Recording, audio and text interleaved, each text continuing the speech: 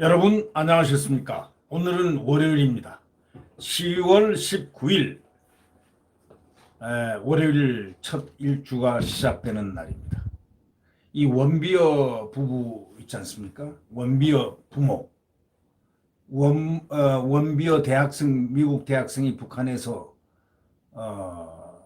불의의 구속을 당했다가 결국 반초죽음 돼서 석방이 돼서 결국 죽음의 길로 갔던 그 원비어, 지금 인권운동의 선봉에 서 있는 원비어 부모입니다.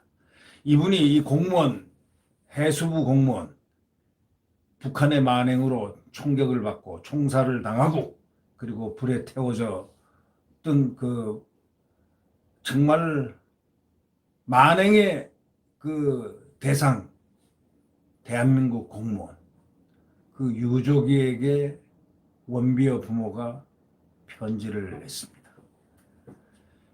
이 프레드리 신디 원비어 부부가 어저께 서해에서 그 북한군에게 피살된 공무원 이모 씨 유가족에게 보낸 편지를 공개를 했습니다. 국민의 안전과 권리를 보호하는 게 민주주의의 국가가 하는 일이다. 그런데 수차례 그것을 강조를 하면서도 국민의 안전과 생명 보호는 민주주의 국가의 존립 이유다. 지도자의 기본 책무다. 이렇게 말하면서 국민이 부당한 이유로 희생되면 대통령이 나서서 끝까지 책임을 물어야 한다. 이렇게 말을 했습니다. 결국 문재인 대통령도 이 같은 책무를 다해야 한다는 그런 의미로 받아들여집니다. 문재인 대통령도 이 같은 책무를 과연 다 했는가요? 문 대통령은 공무원 피살 사건이 난 지난 20일 되도록 국민 생명을 지키기 위한 구체적인 어떤 조치를 취하지 않았었고 침묵을 연속했고 또 북한의 별다른 책임도 묻지 않고 지금까지 지나고 있습니다.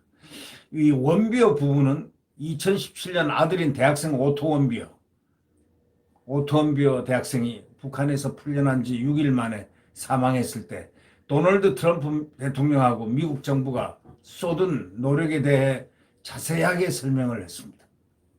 부부는 대통령과 정부는 오토를 위한 정의를 찾는 일에 누구보다도 헌신적이었다면서 북한 테러 지원국 명단에 다시 올렸고 또 미국 내 북한 자산을 압류했고 가장 강력한 대북 제재로 손꼽히는 워터 원비어 법을 만들어냈습니다. 이게 미국입니다. 이어서 18년 연두교수에서 대통령이 우리 아들을 이렇게 기렸습니다. 그때 벅차오르는 감정을 주체할 수 없었다고 이렇게 말했습니다. 트럼프 대통령은 지난해 9월 부부를 백악관으로 초청해서 만찬을까지 한번 했습니다. 이 원비어 부부는 한반도 평화를 위해 협상할 수는 있지만 김정은 정권이 저지른 일들에 대해서는 계속해서 메시지를 냈고 희생자를 애도했고 바로 이것이 지도자의 길이 아니냐, 지도자가 해야 할 일이 아니냐 이렇게 덧붙였습니다. 원비어 부부의 편지는 북한의 어떤 서해 만행 이후에 이 같은 선진국의 대응 원칙과 반대로 움직이는 우리 정부를 사실상 비판하기 위해서 이 원비어 부부의 편지는 그 존재가 있었지 않나 하는 그런 생각이 들고 그렇게 해석이 되어집니다. 이 피살 공무원 아들의 편지에 문재인 대통령은 대변인을 통해서 나도 마음이 아프다고 밝힌 뒤 한 장짜리 타이핑된 답장을 보냈을 뿐입니다.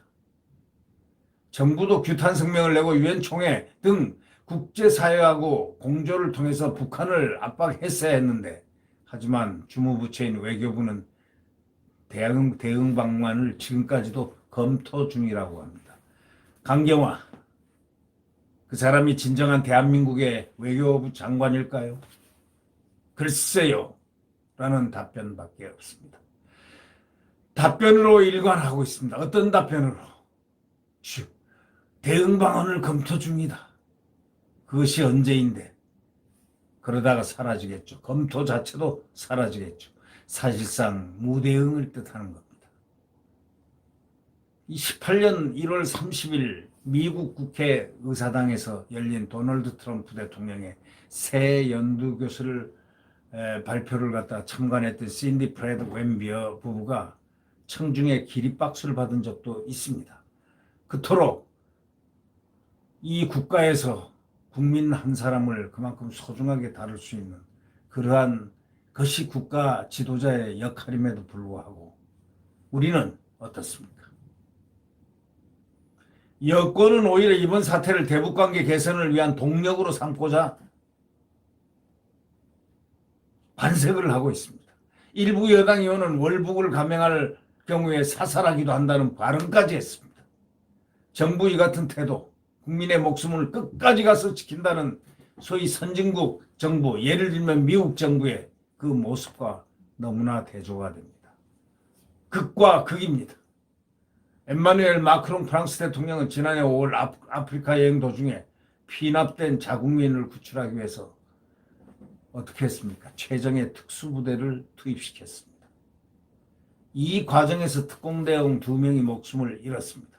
마크롱 대통령은 이렇게 얘기했습니다. 국가의 의무는 국민이 어디에 있든지 안전을 보장하는 것이다. 이렇게 말했습니다. 이 말이 가슴 절절하지 않습니까? 프랑스 마크롱 대통령, 국가의 의무는 국민이 어디에 있든지 안전을 보장하는 것이다. 맞습니다. 그런데 우리는 어떻습니까? 이달 초에도 아프리카 말리에서 4년째나 억류된 75세 프랑스 여성을 구출했습니다. 프랑스인 인질이 한 명도 없도록 하는 것이 대통령의 임무다. 이렇게 말을 또 했습니다. 누가요? 마크롱 대통령이에요. 스가 요시대 일본 총리는 취임 일성에서 이렇게 얘기했습니다. 납북자 문제 해결을 위해 김정은 위원장과 조건 없이 만나겠다. 이렇게 말을 했습니다. 최근에는 납북자 문제를 국제사회에 알리기 위한 유튜브 채널 이와 같은 방송을 만들었습니다. 다른 나라 장관까지 등장시켜 가면서 이 납북 문제에 대해서 지금 적극적으로 대응하고 있습니다.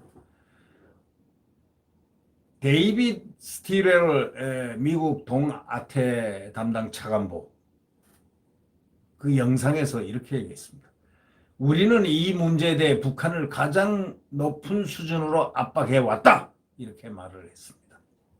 자, 원비어 그 부부가 아들을 북한에 잃고 우리 공무원 그 가족에게 편지를 냈는데 그 편지에서 이런 얘기를 했습니다. 지도자는 국민을 보호하는 것이 바로 의무다. 그런데 우리는 어떠한가? 이런 문제를 던져주고 있습니다. 네. 구독 버튼과 엄지를 눌러주시면 감사하겠습니다. 내일 태양은 다시 떠오릅니다. 지금은 암흑의 시간이고 광풍이 부는 시대입니다. 그러나 그것이 거치고 평화로운 자유 대한민국 조금 있으면 내일 다시 태양이 떠오릅니다. 네. 안녕히 계십시오.